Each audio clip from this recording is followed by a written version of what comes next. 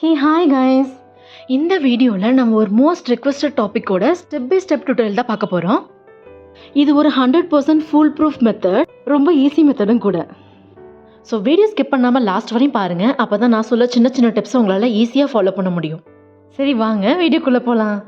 இப்போது gravity define கேக்கோட stand எப்படி பண்ணலாம் வீட்டிலையே அப்படிங்கிறத பார்க்கலாம். இந்த பேசிக் ஸ்டாண்டை வச்சு நம்மளால் நிறைய கிராவிட்டி டிஃபைன் கேக் டிசைன்ஸ் பண்ண முடியும். இதே பேசிக் ஸ்டாண்டை கொஞ்சமாக கஸ்டமைஸ் பண்ணிட்டு நான் இந்த பேபி ஷார்க் தீம் கேக் பண்ணியிருந்தேன் லாஸ்ட் இயர். உங்கள் வீட்டில் ப்ளைவுட்டோ இல்லை வுடன் சின்ன சின்ன பீசஸ் இருந்தால் இந்த மாதிரி ரவுண்ட் ஷேப்பில் கட் பண்ணி வாங்கிக்கோங்க. கார்பெண்டர்கிட்டேருந்தோ இல்லை ஷாப்லேருந்தோ. ஸ்கொயராக இருந்தால் கூட பரவாயில்லை. இந்த ப்ளைவுட்டுக்கு தகுந்த ஹூக்ஸை வச்சு அட்டாச் பண்ணிக்கோங்க இது மாதிரி. நெக்ஸ்ட் இந்த ராடு தான் ரொம்பவே இம்பார்ட்டண்ட் இந்த கேக்குக்கு. இது அமேசான்லேயோ இல்லை பக்கத்தில் இருக்க வெல்டிங் ஷாப்பில் கூட நீங்கள் வாங்கிக்கலாம். அப்புறம் இந்த ராடுக்கு தகுந்த நட்ஸும் வாஷரும் நம்மளுக்கு தேவைப்படும், அவ்வளோதான். இந்த ஸ்டாண்டிங் ஹார்ட் கேக்கை பொறுத்தவரை ஒரு 4 நட்ஸு ஒரு 4 வாஷர் இருந்தால் போதும். அப்புறம் கேக் பேஸை இது மாதிரி கட் பண்ணி அதில் ஒரு 3 ஹோல் போட்டு வச்சுக்கோங்க. லாஸ்ட்டு பொருள்னு பார்த்தீங்கன்னா இந்த கேக் டம்மி தான். இதை செய்கிறது ரொம்பவே ஈஸி. நான் டிஸ்பிளேல இதோட வீடியோ லிங்க் கொடுக்குறேன், செக் பண்ணி பார்த்துக்கோங்க. நெக்ஸ்ட் நம்ம கேக் பேக்ஸில் மிட் பாயிண்ட் எடுத்து ஹோல் போட்டு வச்சுப்போம். இப்போ இந்த ராடை நம்ம ப்ளைவுட்டோட பாட்டமில் அட்டாச் பண்ணிக்கலாம், நட்ஸும் வாஷரையும் வச்சு. இப்போ இந்த கேக் பேஸை ஸ்டாண்டு கூட அட்டாச் பண்ணிக்கலாம். ஒரு நட்டும் ஒரு வாஷரும் வச்சு நல்லா டைட் பண்ணிக்கோங்க. இந்த ஸ்டெப்பை பார்த்தீங்கன்னா ரொம்பவே இம்பார்ட்டண்ட்டு.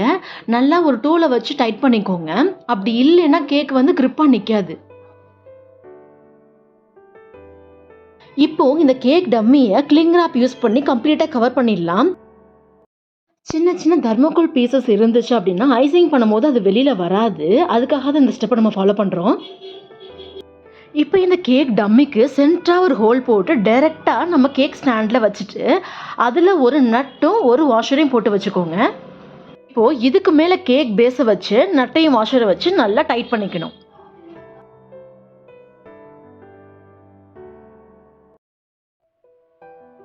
இப்போது ஸ்கியூவர் கேக் டம்மி கூட அட்டாச் பண்ணிக்கோங்க. இந்த சைடு 2 அந்த சைடு 2 எக்ஸ்ட்ரா கிரிப்புக்காக. இது கேக் அந்த ராடில் டச் ஆகாமல் இருக்கிறதுக்காக ஒரு டவல் இன்சர்ட் பண்ணி வச்சுக்கோங்க. அவ்வளோதாங்க, ஸ்டாண்ட் இப்போ பர்ஃபெக்டாக ரெடி ஆயிடுச்சு. இப்போ கேக் ஐசிங் பண்ணலாம். இது ஒரு சாக்லேட் ட்ரஃபிள் கேக்குங்கிறதுனால சாக்லேட் க்ரீமையும் சாக்லேட் கனாஷையும் வச்சு கம்ப்ளீட்டாக கேக்கை கவர் பண்ணிடலாம். இது நல்லா செட் ஆனதுக்கப்புறம் சாக்லேட் கனாஷை வச்சு கேக்கை கம்ப்ளீட் பண்ணிடலாம். இந்த ஸ்டெப்பு கம்ப்ளீட்டாக ஆப்ஷனல் தான். இந்த மெத்தடில் நம்மளுக்கு 2 ரவுண்ட் சைஸ் கேக்ஸ் தேவைப்படும். இதுலேயே 2-3 மெத்தட்ஸ் இருக்குது. நீங்கள் எப்படி வேணால் கட் பண்ணி அதை வச்சுக்கலாம் நம்ம ஹார்ட் ஷேப்புக்கு. இப்போ நான் பண்ணிகிட்டு இருக்க மெத்தடை மேலே டிஸ்பிளேல காமிச்சிருக்கேன், ஹைலைட் பண்ணி எப்படி கட் பண்ணியிருக்கேன் அப்படிங்கிறத. இப்படி நம்ம கட் பண்ணுறதுனால இந்த ஹார்ட் ஷேப்போட 2 சைடு போர்ஷனும் நம்மளுக்கு ஈஸியாக கிடச்சிரும். இதுக்கப்புறம் பார்த்தீங்கன்னா அந்த ஒவ்வொரு போர்ஷனையும் ஒன்று ஒன்றா எடுத்து கேக் ஸ்டாண்டில் வச்சிடலாம். இப்போ பார்த்தீங்கன்னா ஹார்ட் ஷேப் ஆல்மோஸ்ட் வந்துருச்சு நம்மளுக்கு. இதுக்கு மேலே சாக்லேட் கனாஷு வச்சு லைட்டாக க்ரம் கோட்டிங் கொடுத்து எடுத்துக்கலாம். இப்போ மெயின் கோட்டிங் கொடுக்கறதுக்கு முன்னாடி ஃப்ரிட்ஜில் கொஞ்ச நேரம் செட் பண்ண விடலாம். இதுக்கப்புறம் விப்டு க்ரீமை வச்சு க்ரம் கோட்டிங் கொடுத்துட்டேன்.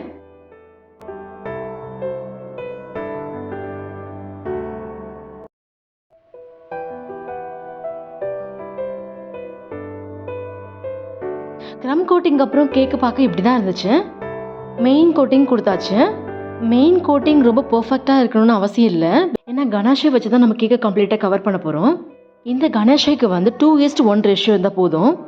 அதாவது 80 கிராம்ஸ் ஒயிட் காம்பவுண்டுக்கு 160 கிராம்ஸ் 50 கிராம் தேவைப்படும். கேக்கோட ஃபைனல் லுக் இப்படி தான் இருந்துச்சு.